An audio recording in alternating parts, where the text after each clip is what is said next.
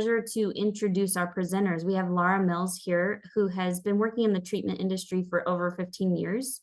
She has a PhD in quantitative methodology and previously worked at Pine River Institute in Canada, and has recently joined us here at BestNotes as the Director of Evaluation Services at Outcome Tools. She's dedicated to fostering the capacity of evaluation among mental health and addiction programs.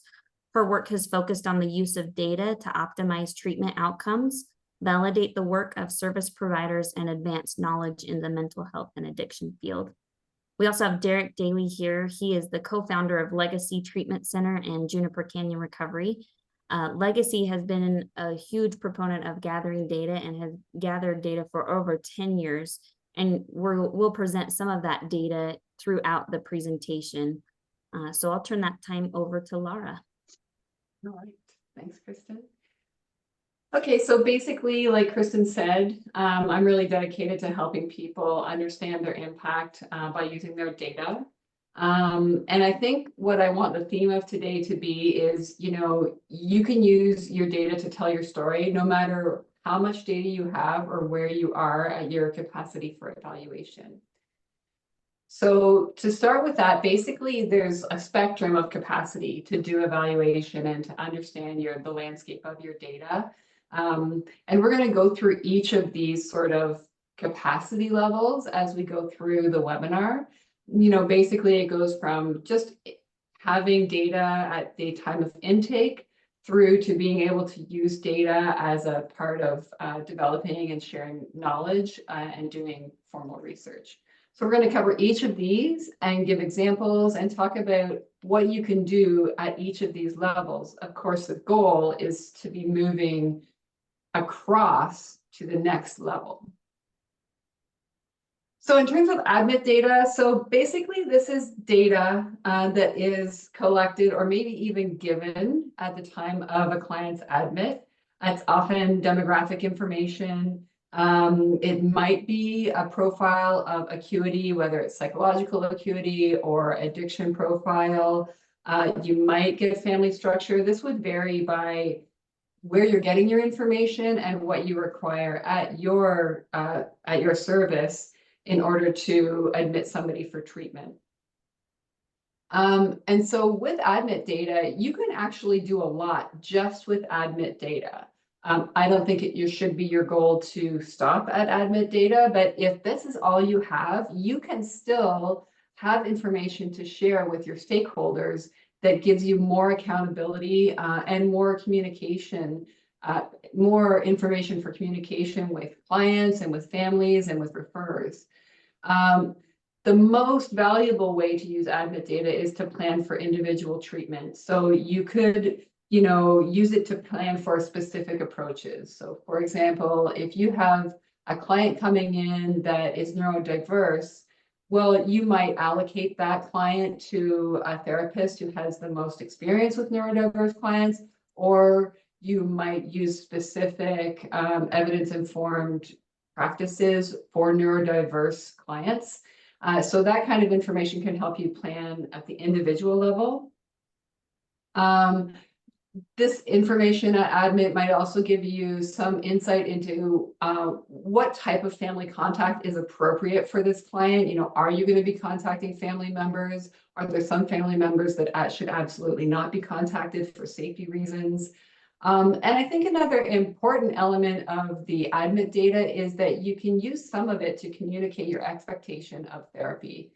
So for example, we kind of know that the more acute a person comes in to treatment, they might change the same amount as the next person, but their outgoing acuity level is probably going to be a little bit higher than those who came in a little lower. So you can actually communicate those expectations with clients. Some things that you can use at admit just to demonstrate, who you serve. You can look at your gender profile. You can look at your age range, and maybe even look at, does the age of the people you serve change by year, or is age associated with presenting profile? maybe certain referrers only refer a certain age. So that could give you some information a little bit for marketing and communication. And I don't know much about the marketing aspect of therapy in the US. I'm in Canada, so this piece of it is all very new to me. I'm trying to learn as much as I can. But you might also be able to look at information about who refers to you by when you last had contact with them. So for example, if you were at a conference and you connected with a referrer, you might be able to associate, how many referrals you got based on that contact. So all of this admit data is excellent for the client. It's good for planning, and it might help you at the end of the day with your bottom line. So I have an example, and I'm really glad Derek's here to join me today because he helps me understand. He helps me remember these are real people that we're talking about. It's not a bunch of numbers, and I love really thinking about numbers in a way that is not super. But for me, like it's just so easy to think about numbers, and I have to really remember these are human beings. And so I will be asking Derek questions a few times throughout the presentation, and I'm very grateful for him to be here to help me with these. So basically this chart just shows the number of admissions that have come into Legacy Treatment Center each year based on gender. So if you look across the bottom, you see the year of admission, and then the red bars are the number of admits. And then suddenly in 2018, you see a blue bar. Well, that is when Juniper Canyon opened, and which is a treatment facility for females. And so then you see the number of females that are admitted by year, the number of males. And of course, around 2019, we saw more prevalence of people who identified as gender diverse. So there's lots you can ask about. You can use this to ask questions about your program and planning. A little bit of information that fills the story. This is about 1,000 young adults. We have the age there. We know how many are adopted. We know they're very complex when they come in terms of profile. And something you can ask is, does this reflect your experience? And I think the most interesting thing to look at is gender diversity. And if your staff are saying, we have more people who are identifying as gender diverse than what I'm seeing here, it's a great opportunity to look at what you're doing and how you are tracking that information. So if gender is something that your administration tracks in the client file, well, you can look at that, how it's done, if you have any issues with data input there. If it's self-report, then you have to see, well, are we getting data from the self-reports to represent in our report? And then the third possibility, a high one, particularly in clients who are in treatment, is that they may disclose a different gender identity once they're already in treatment and feel safe enough to do so. And so then that's an opportunity to say, well, how are we going to track that? And how do we tell the truth about who we serve here? And there's a really interesting way to bring your curiosity up there. And try and make sure that you are getting the truth across. So I will pass over to Derek. Like, do you see any disparity between what you see here and your experience of your gender profile at Legacy? Yeah, thanks, Laura. I think you were just speaking to it in that last piece. I think that sometimes being a primary treatment, we get a number of clients who are in the process of exploring that. So might not be comfortable with their family, and it's sort of new. And so through the course of treatment, they're deciding on a different identity or something that works with them. And so that actually comes out through the therapy, and that's difficult because we've already got that data in the system at admin and then that process. So that is something that is not unique. Honestly, that's something that happens and occurs. And so that would be the one piece when I look at this chart that I see. The other thing that I would say is, when you look at 2020, 2019, 2018, we weren't asking those questions. And so, the reason why we're not seeing any green graph in 2020, 2019 is because there wasn't even an option to choose that as an option. So it wasn't captured. And so we added it in 2021 so that we can start looking at it. Oh, that's excellent. Thanks. By the way, if you have any questions throughout, just put them in the Q&A and we're happy to answer them. So another example that you can use your admit data for is your treatment duration, or maybe the number of sessions if you're outpatient or something other than, you know, a legacy is a wilderness program with a base camp. So it's sort of a different structure than you might have outpatient, et cetera. So for legacy, we looked at the number of days in program. So you can see like number of day ranges across the bottom, you know, up to 3 weeks, 3 weeks to 79 days, then 80 to 100 days, and then 100 days plus. And so again, this just feels like really banal information, but honestly, you could really get curious about this information. You know, when I came to Derek with this, I said, we're going to do an evaluation report. You kind of promote yourself as a 90-day program. Should we just be using the 517 clients in that 90-day range?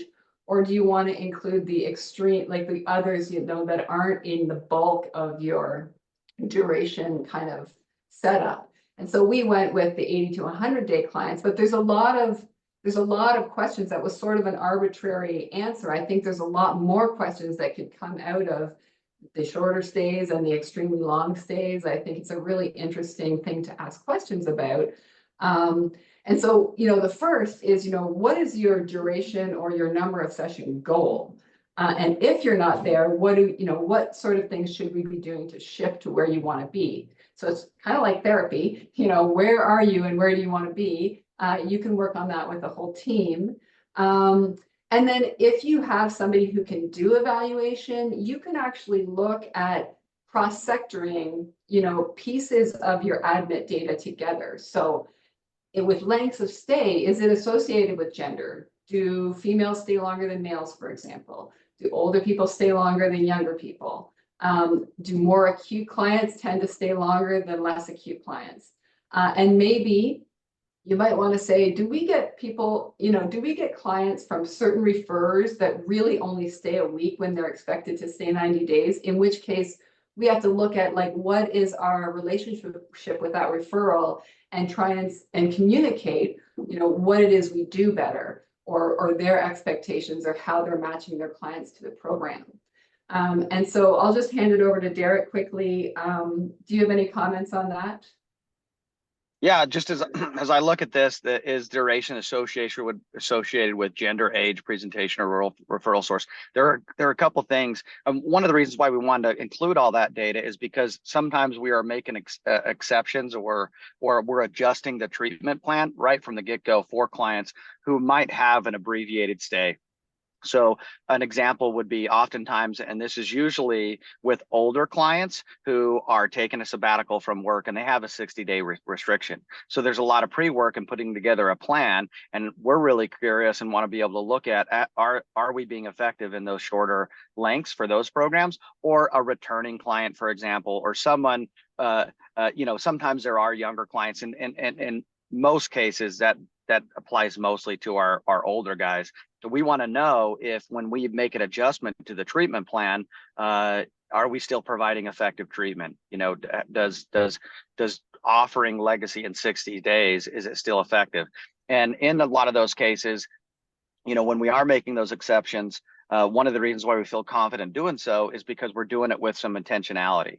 So in most cases, we expect a little bit more investment from the clients who are engaging in those shorter stays, so that we can really jump in and go to work doing the therapy, right? And there's a plan usually post legacy already in place.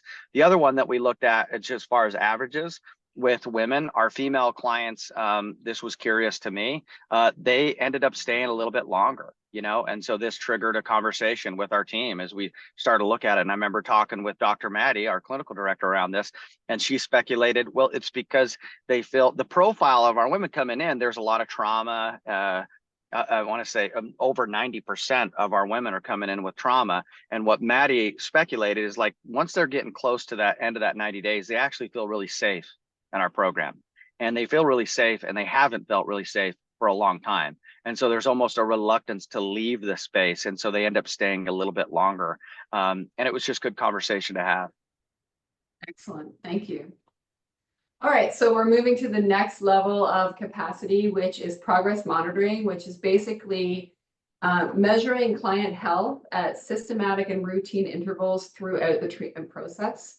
I feel this is where evaluation should live. It's where if you have any energy for data and evaluation, this is where it should be, because it does have a direct impact on the clients.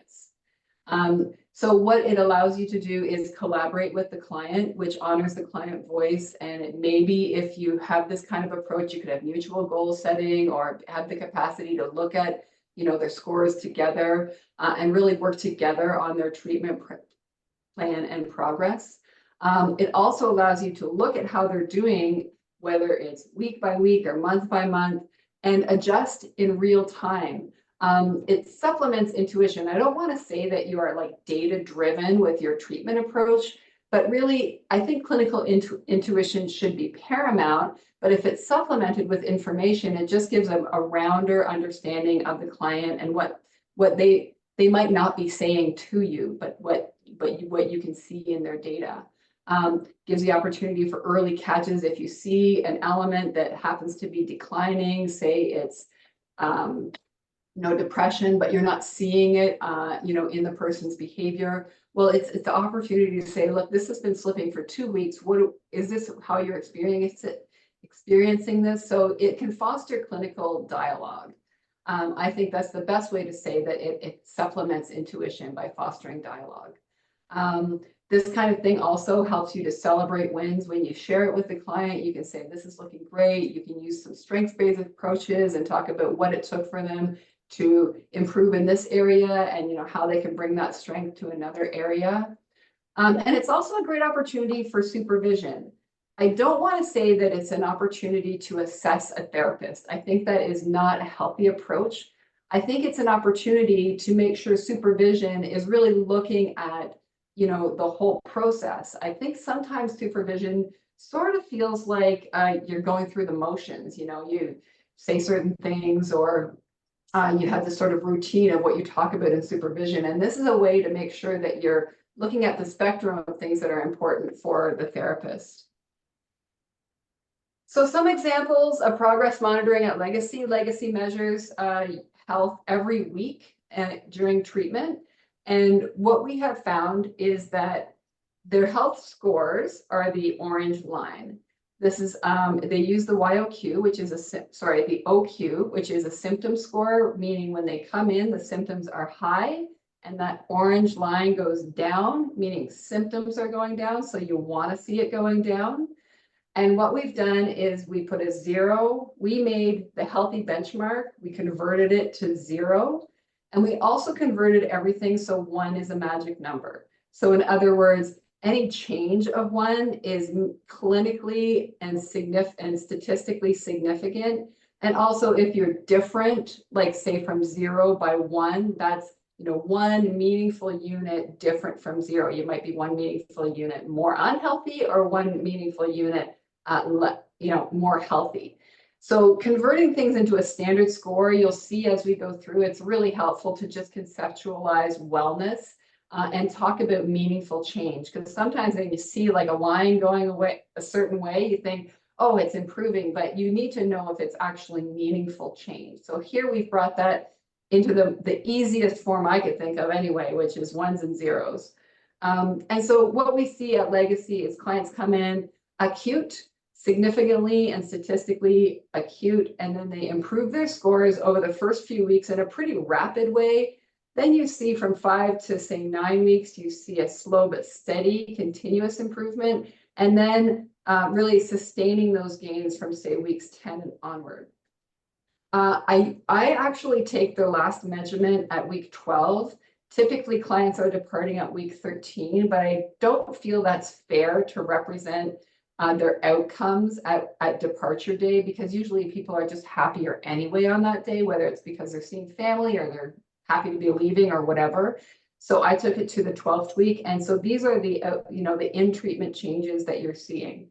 There's some information on the right that you can see that fills in this information. And then there's the nerd speak just saying that this slope, it means there's significant change. And I think that's To me, this brings up like one of the most important questions I feel exists in long-term intensive or residential therapy today, which is why are we 90 days? I want to say that I really believe in long-term intensive treatment. But what I want to know is how can we justify 12 weeks over, say, 8 weeks over, say, 4 weeks, when at outpatient level, the goal is get to healthy and discharge. And I'm going to hand it over to Derek because he has a great response for this. But to me, it's one of the most important questions to validate what we do that we need to answer. Yeah, thanks. Yeah, I'll say, you mentioned data driven, and I think about it definitely as being data informed. I mean, I think this is one of the most essential components of gathering data in our program is the fact that our clinicians are using it in real time, and to see the results from that and how we're really bringing this into the practice with the clients. In fact, when you go to the old NREP site of evidence, when they talk about evidence-based program, one of the things that is most referenced is progress monitoring, right? Using this stuff in real time to inform your treatment. And to answer your question, Laura, I'll say, anybody who's been doing therapy or been in this work for a long time, right? Like the insurance-driven model, I'll say, they're gonna look at this and say, okay, as soon as they get to that clinical cutoff, about week 3 or 4, they're done. Treatment is concluded, right? Because we've seen some pretty significant clinical gains, and they're back below clinical cutoff. Our work is done, right? From my perspective, and having done this for 20 years, and I think that this feels true in the experience and what we see at Legacy. We're really talking about doing, and this is an oversimplification, but I'll share it real quick. We're talking about investment, identification, and internalized change. And that internalized change, that's some core identity work. And that's the kind of stuff that we know from other studies is the kind of change that will stick with us over time. And in order to do that deeper work, you really have to be in a place where you're stabilized and you can really explore some of those deeper questions. And so, as I watch our program as I watch clients go through our program and go through the process, the most meaningful work that I see occurring with clients start to occur between, that 5 and 10 week mark. But you could make the case that our program would end at week 5. But if you asked all of us here on the ground, we'd be like, well, that we were just able to start doing real work at week 5 and that deep. And I think, what I speculate as behavioral healthcare programs get better and better at doing this, what we'll see is by taking this approach, it will ensure that we're getting the long-term results that we're looking for, because we're able to do some of that deeper internalized work that allows them to take the powerful process with them. Now, that said, can somebody come in and have that process happen in 30 days? Absolutely. Each individual is different, like it can look different. But I am biased, certainly through years of doing this, I'm biased towards a longer length of stay versus a shorter. And part of that is through some of the research that just comes out of your traditional RTC and 30-day programs. Like there is a revolving door mentality in some of those insurance-driven models. So yeah, I hope that answers the questions and speaks to it a little bit. Like we really see, I think, a lot of growth, even though it's not reflected in the same ways in weeks 5 to 12. Yeah, no, I get it. And I am a believer. My response to that is the only way we can validate what you're saying is by doing good research. And I think there's a huge opportunity for us to do that. We have to move on, but I think this is a really big opportunity. I'm going to really quickly go through this particular youth, and I actually want to give props to Legacy for letting us use a person who's not the typical trajectory of change. So this person, Jessie, female, it's not her real name, obviously. The green line is that typical trajectory of change at Legacy, and the pink is Jessie. And as you'll see, Jessie came in highly acute. I had to make a new chart. She was very, very, very acute. And then we see this like kablam right down to healthy in the first couple of weeks. And then something happened, right? And the clinical team knows what it is, and they told me what it is. And then we see this funny thing happening. And so there's all kinds of questions that could come up, like why not discharge at week 5, 6 when you see it's not getting better? You know, and the answer is she probably felt very safe there. And the other two things I want to say about this, if all we had was admit and discharge data or week 12 data, you would see the typical amount of change at legacy, which is 2 meaningful units of change. So she actually changed about the same. She just had a really interesting path to get there. And then the most profound thing is that 1 year later, she was no different 1 year later than she was at the 12-week time. So she sustained these gains that she experienced at legacy, which is incredible. And I think I could probably spend a whole hour just looking at Jessie. But I think there's all kinds of questions that anybody could come up with based on this. And I'm going to run out of time if I stick on it. So I'm going to move forward. So to the third sort of level of the capacity for evaluation, which is program evaluation, which is exactly what I just talked about with Jessie, only taking pre-treatment data and end of treatment or around the end of treatment data to look at, do clients change? Basically, are we doing what we say we're doing? Are we helping clients? In my opinion, I used to whisper this and now I shout it out. I don't feel like any program, you know, if we can't demonstrate that we don't hurt clients, we don't deserve them. So we should be demonstrating how much we help them. Like there's just no getting around it. And pretty soon it just won't be, it won't be an option. It's going to be expected of every program. So the program evaluation is basically just taking your beginning and end of health, client health, helps you be accountable to your clients and families. You can show them that what you do works for most clients. I really actually like connecting it with staff, and Derek will back me up on this. Like when staff see this, they feel validated, they work really hard. And when they see that what they're doing is helping people the way that they think they're helping people, there's all kinds of validation there and all kinds of benefits for the staff. If you have a board, your board should be demanding that you're accountable in an evaluation way. And really, it would be amazing if referrers were sort of just expecting that they see, a demonstration of the impact of programs before they refer. I think also, here we can say some decisions can be data-driven. I don't think individuals' therapy should be data-driven. I think client and clinician voice should be foremost there. But in terms of program evaluation, when you have enough data, grouped data, you can start to think about resource allocation and program changes. So, for example, when I worked at Pine River Institute, aftercare was, okay, backing up one more step, our program was funded by our government, but aftercare was not. So it was something that families had to pay for. And we looked at how well people did 2 years after treatment based on whether or not they engaged with aftercare. And it was so clear that aftercare just needed to be an integral part of the program, that because of those outcomes, we actually found donations to fund aftercare for our clients. So they didn't have to pay out of pocket, but they were getting aftercare irrespective of their funding situation. I know, many years ago, I worked at school board as their statistician. And I remember board supervisors talking about implementing a new grade 2 program.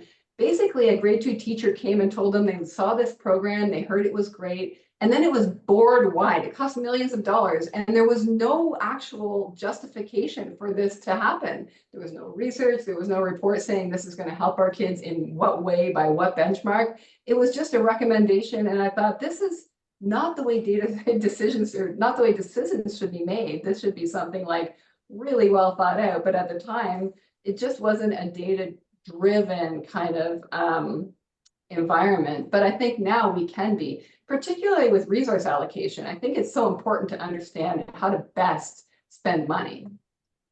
I think for professional development also, you can use your evaluation to understand, for example, maybe you don't do as well with clients who are adopted versus those who are not. And if that's the case, there's lots of opportunities for professional development, conferences, even books about how to best work with adopted kids. So even just understanding your outcomes based on profiles like that can help you. allocate resources towards professional development in a way that should impact your program directly. As I said, I don't know too much about marketing and reimbursement because I'm in a different country that doesn't have this model. I'm trying to learn as much as I can. But for what it's worth, I feel like reimbursement is probably tightly linked to outcomes, or maybe it should be. And in that case, evaluation would be a tangible benefit for the cost it takes you. It does obviously validate your approach, and maybe it validates your duration or your number of sessions. I won't spend too much time on that because I'll probably not, I won't sound like an expert because I'm not. Okay, so here's an example of program evaluation. You got your basic pre-post program and then follow-up. So for us, follow-up, for legacy follow-up was 6 to 12 months after the program. And we have 242 people who answered their surveys, all 3 time points. So admission, week 12, and then up to a year after the program. And again, you see this, you know, this nice steady improvement in symptoms and then sustained gains over time at mental health, relationships, and social role. Social role is kind of like behaving, like conforming to social norms, like not breaking the law, etc. And so there's lots of fun questions that you can ask about this. I think the take home here is that clients get better and stay better across multiple domains of health. I think that's the bottom line here. But what you can bring away from this is, first of all, bring it to staff, show them, validate their hard work, and then, you know, you can ask, does this reflect your experience? And maybe here's where we're at with relationships. We're still making meaningful improvements on relationships. Is this something that we need to address, or are we right where we want to be? Like, I don't really know, and I don't need to know the specifics of the program, but you can actually, you know, get really curious with your staff and your stakeholders about where you're at and where you want to be. And I'll just pause briefly, and Derek, maybe you can say something about your outcomes here.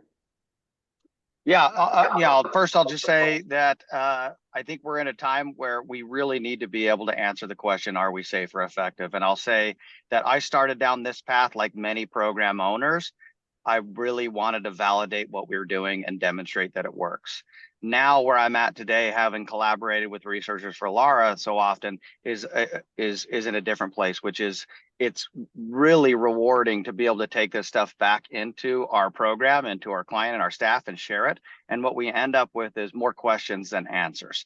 And so it's great to have some of this stuff validated, but I'm more invested now in the outcomes because I'm interested in us continually to get better and improve. And a great example here is the social role. You know, we're looking at that and there's some limitations. And so one of the things that we've done is that we've really enhanced our family work, right? We see great growth, but there's some natural limitations when you're in primary care. You're removed from a lot of those relationships. And so we're able to look at this and say, hey, let's see if we can put a little more energy into this. And so now we're starting family Zooms and conference calls much earlier in the program to just emphasize and create more opportunity for those touch points to actually work. And then when we're asking those questions, they have more to go on to base their answers on, rather than just reflecting on how things were prior to treatment. And so that's one example, but I could list many around how our program has changed by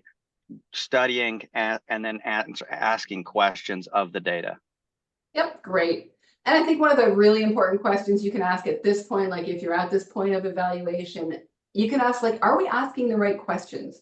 You know, I just worked with a program who worked with neurodiverse youth, and this particular scale really wouldn't catch what they do. And what they want to do is demonstrate, you know, the impact of their work, not necessarily in the impact of what is measured by some other scale. So I think it's a great opportunity to get curious about what do you really want to measure so you can tell your story. Okay, so really quickly, other things you can do, you can cross-section program evaluation and intake information, so demographics. And here, this just looks at the trajectories of change for males and females. There were not enough people who identified as gender diverse to include in this type of analysis. Maybe in the future there will be.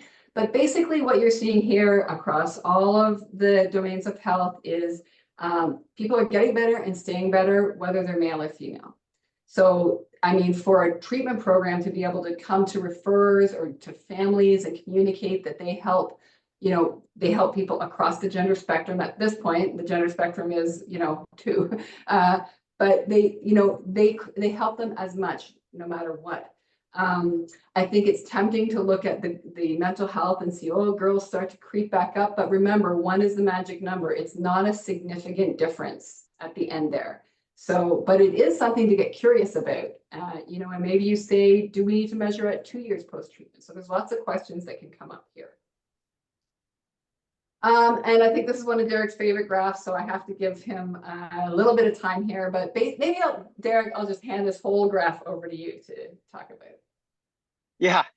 I really like this. And one of the reasons I really like this is, you know, over the last number of years, if you've been attending to conferences or talking to colleagues, one of the common sentiments is that and within our own program is that clients are getting more distressed. They're getting more complex. But I hadn't seen any data to support that, right?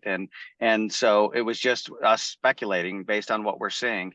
And this graph is really cool because we essentially went back to 2016 and we're looking at, you know, what was clients' distress at intake, and it's true. Oh, since 2016, year over year, essentially year over year, clients are coming into treatment in more clinical distress. And I think that, you know, when we share this graph or talk to people, that resonates with what we're seeing.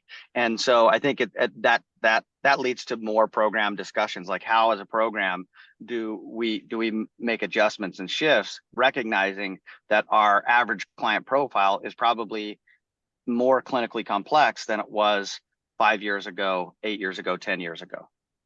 Yeah, that's great. And I think the other thing is they're more acute at intake, but the pattern of change is similar. So the work is probably harder, but what clients are experiencing is sort of a similar amount of change. So I think it's really incredible, and it's just a neat thing to get curious about and take to your staff and validate their feelings, like the kids are getting harder. You know? Okay. So the last sort of step, and I'm going to really breeze through this. This is like taking evaluation to a next level, which is research. And so it's using data to develop, share, and mobilize knowledge. In my opinion, that knowledge mobilization piece would be key. If you do research, it would make you unique. There's a selfish aspect to this. It would set you completely apart from most treatment providers. If you have an approach or an insight that is yet unknown in the literature, and you can bring that to the literature and have develop new knowledge about how to treat people better, care for people better, or how to make sure that what you do gets spread around so more people get helped. So there's something very selfish about it, but it's also super altruistic, because if you share this knowledge, then more people might get help, or they might be helped more effectively. The best way to do this is to develop a long-term partnership with the university that can provide resources, get you better visibility, know how to submit to a journal. There's a lot to it that is probably beyond, maybe not beyond the scope of many clinicians and program owners, but maybe beyond what they want to do in any given day. And it is work intensive. So optimizing on the resources at a university is highly recommended. And then, in my opinion, taking it from, like, say you get published in a journal and actually trying to change a life with it, saying, we learned this about whatever, neurodiverse kids, and more people need to know about this so more neurodiverse kids can get helped better. That to me is like, that is gold. If we can get to a point where, you know, all the selfish and altruistic stuff aside, we actually change more lives, that would be amazing, like doing it through knowledge. So just a few examples kind of in my past. There's a couple examples I'll put out there that could change lives if it were mobilized. We looked at, who drops out of long-term residential care for youth with addictive behaviors. So Dr. Uliasek and I and a grad student, we wrote this paper, and we looked at a bunch of different elements and characteristics of people. And I am not going to explain this to you because there's not enough time. But basically, the first 6 phrases in this chart, early academic achievement, emotional social difficulties, etc. Those are things that we thought were predictive of dropping out or might be. So we use those in a model. And then all those other ones below it are cross-sectioning those 6, like do a combination of early academic achievement and parental involvement threat. When you combine those, do they drop out sooner? Basically, what we found are 2 major predictors. So when we look across all the way to the right, you see 4.16 star, and you look down, you see 4.24 star. Those stars just tell us that emotional and social difficulties is one predictor of dropping out of long-term treatment. The other one is parental involvement in treatment. So in other words, basically, the more the parents were involved in therapy, the less likely the youth was to drop out. Also, the more emotional and social difficulties were present, the more likely they were to drop out. So I think, I just wanted to say, like, there's lots we can take away from this, and we probably could think about how to make this benefit more kids. It's been a couple years now, and I think it's too stale, but I regret not mobilizing knowledge and taking this to programs and talking more about how parents really need to be involved in a parallel way with the process of therapy. So in my opinion, I failed on the knowledge mobilization aspect of research. I think that's common for researchers. We just publish and then move on to the next project. And more recently, I did a paper with Dr. Bettman and grad students, and we looked at who gets worse in wilderness therapy, among youth in wilderness therapy, who gets worse. And there's like this band of about 10% of kids that actually decline during therapy. And we're like, well, who are these kids? Because we need to address this, right? This is a great question, I think.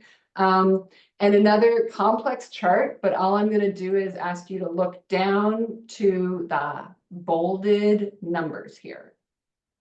I will go start on the very right side and look at what predicts deterioration. So who's most likely to be in that band of deteriorators?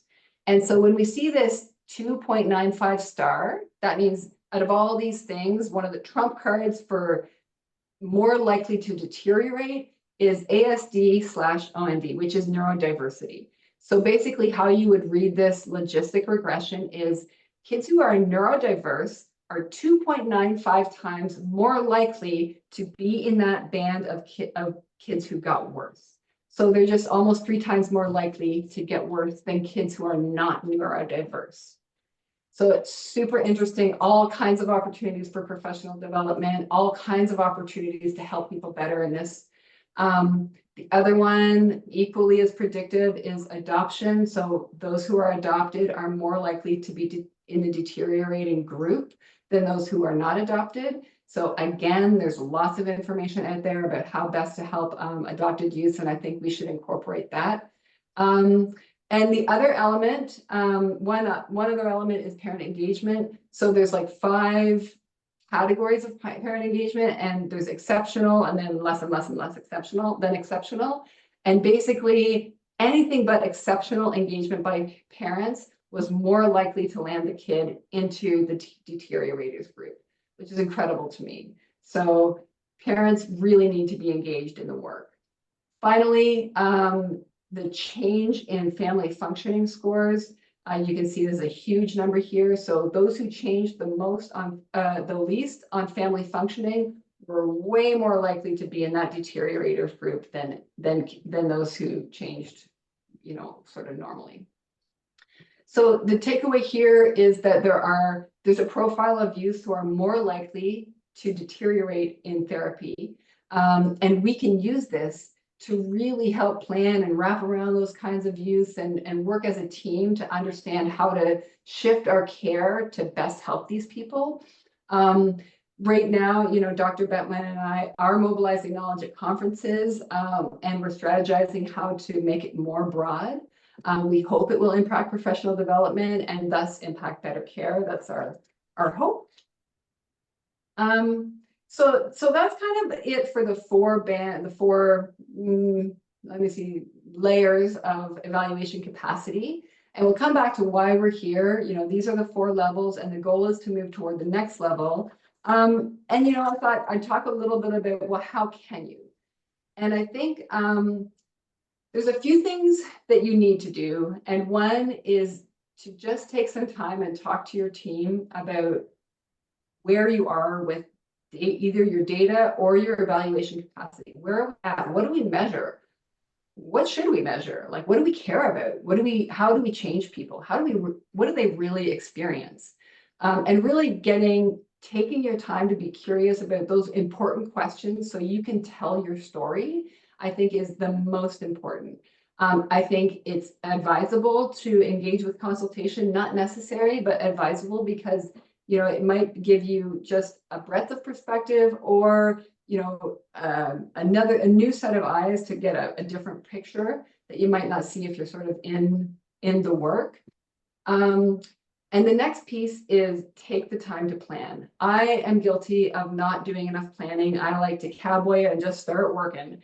But honestly, if you don't think in advance what your ultimate goal is, it's not going to work from the get-go, because if your ultimate goal is to partner with a university and do research that you want to be published in, and you don't think about ethics application and ethics approval and consent forms right at the beginning, then your goals and your end game are not going to connect. So really having a clear plan, like with an arrow pointing to your ultimate goal, is the way to do it, and taking the time to plan it out is the key.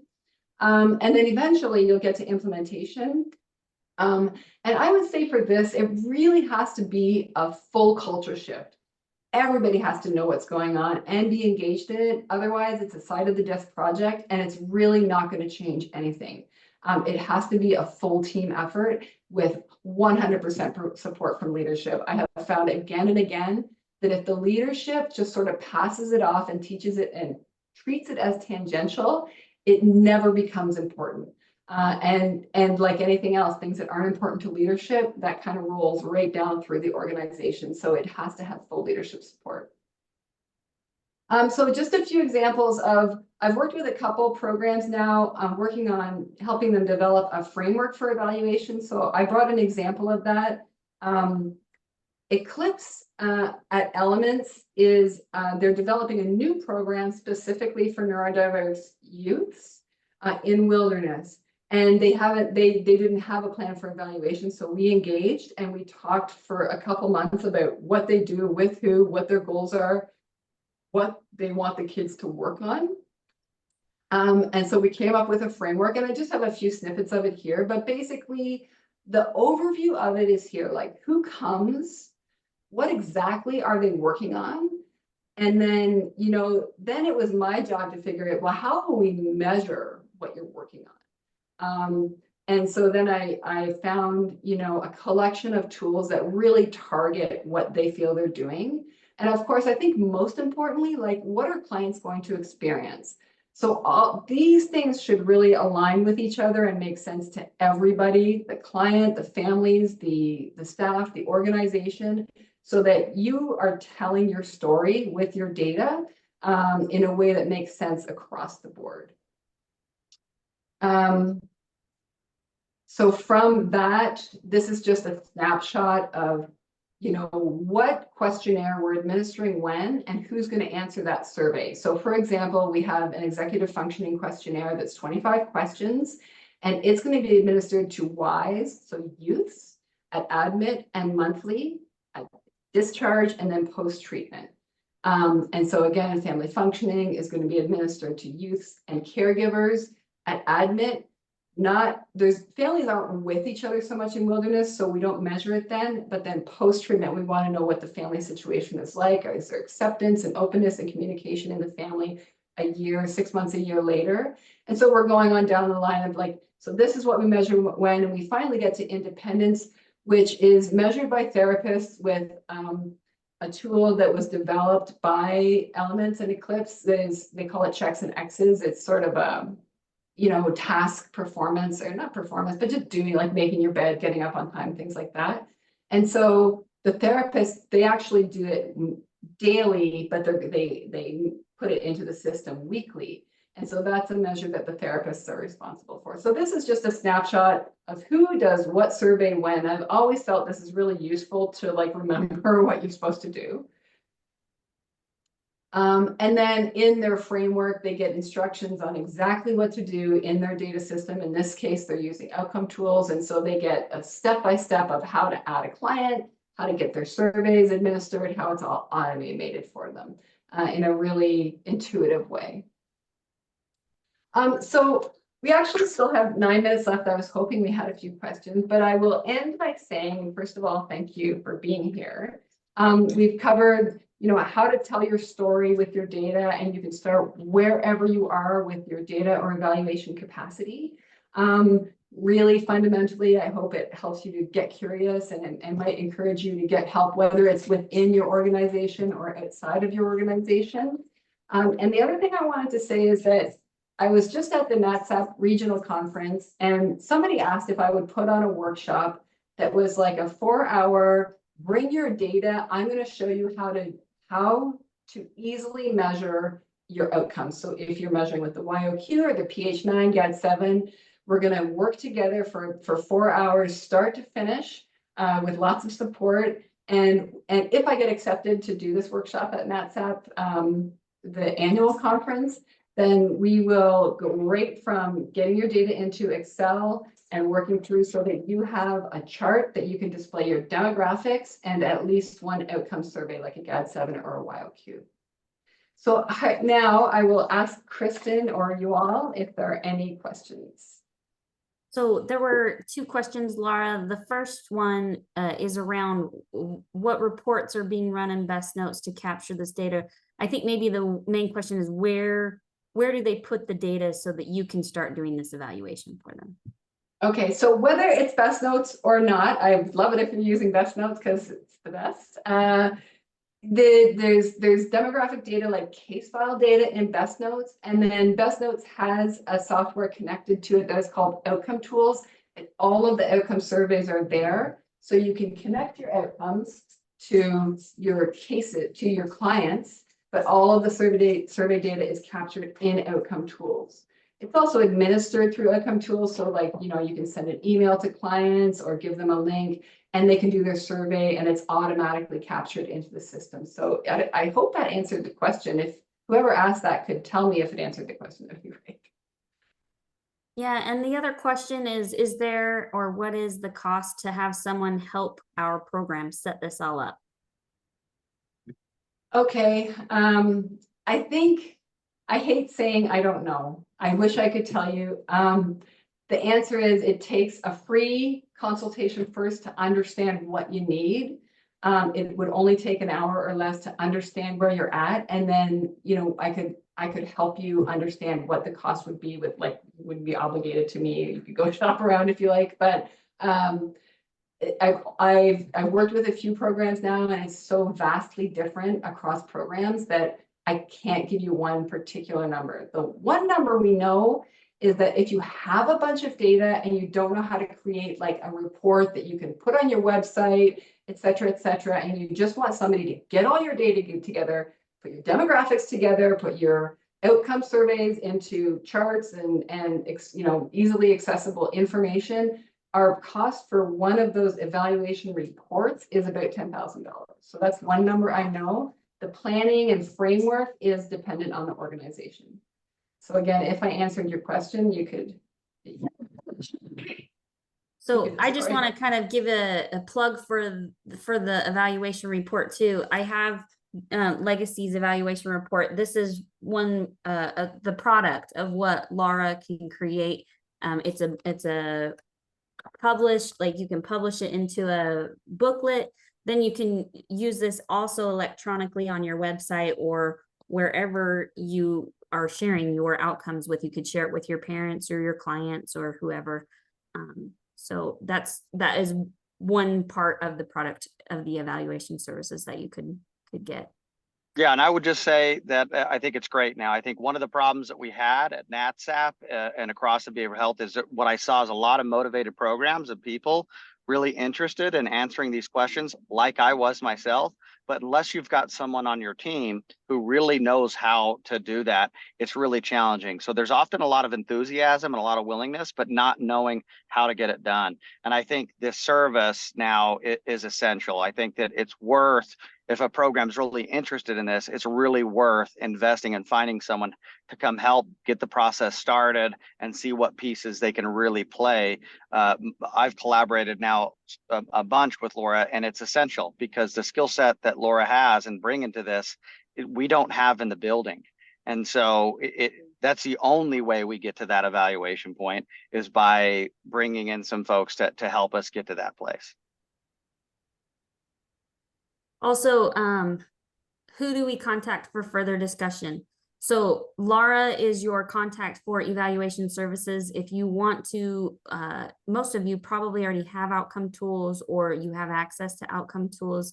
If you want to talk about just outcome tools, I'm Kristen Frankham. I can help you get your outcome tools database set up if you don't have one, and get any instruments to start measurement. And then Laura is your contact. You have her, Laura@outcometools.com. So my email is kristen@bestnotes.com if you want to email me. All right, I think that's all of our questions. Anything, Laura or Derek, that you'd like to add? Thank you, Derek. Thank you. Thank you. Thank you, Laura and Derek, for everything. And I hope you all have a wonderful day. We will be sending a recording of this out so you can share this with your teammates, or you can review any information that you want to from the presentation. Hope you have a wonderful day. Thank you. Okay. Bye. Bye.